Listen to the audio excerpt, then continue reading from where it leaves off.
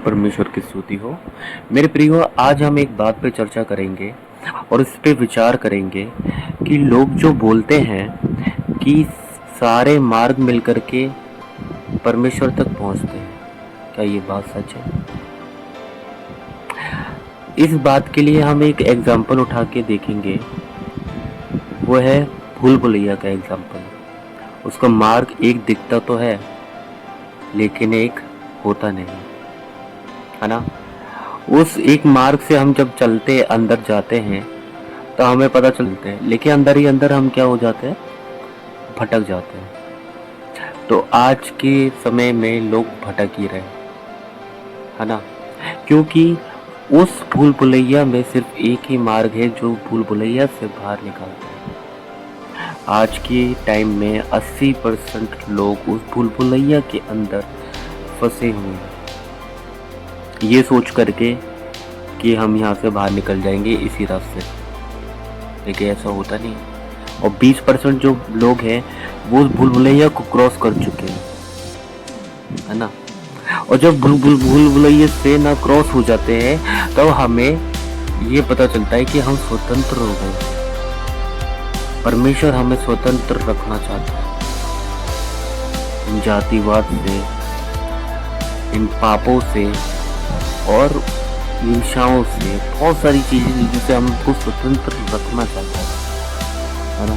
तो हमें उस भूल भुलैया से बाहर निकलने की ज़रूरत है जो हम अपने अंदर फंसा के खुद को रखे हुए हैं। और अगर आप किसी और की बातों पे जाते हैं तो क्या पता वो उसी रास्ते पे ले जा रहा हो और आगे जाके हम सब फंसी जाएं वहाँ पे।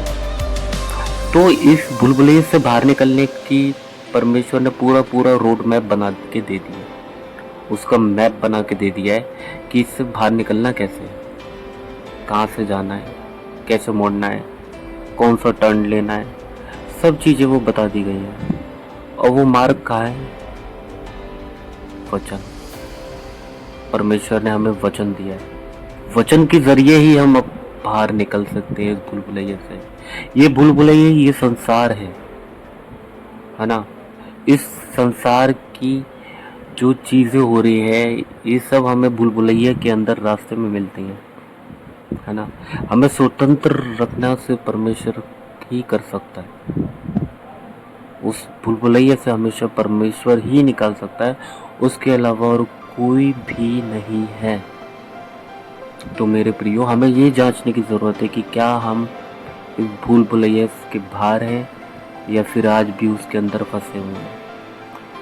अपनी बाइबल उठाएं, पढ़ें और उससे परमेश्वर से बात करें कि परमेश्वर मुझे इस भूल भुलैया से बाहर निकालनी है, जो कि सिर्फ आप कर सकते हैं। खुदावंद की इस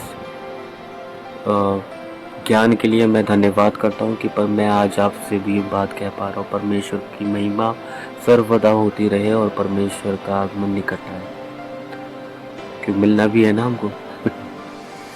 ओके, तो God bless you all and stay in peace, stay in Christ. Amen.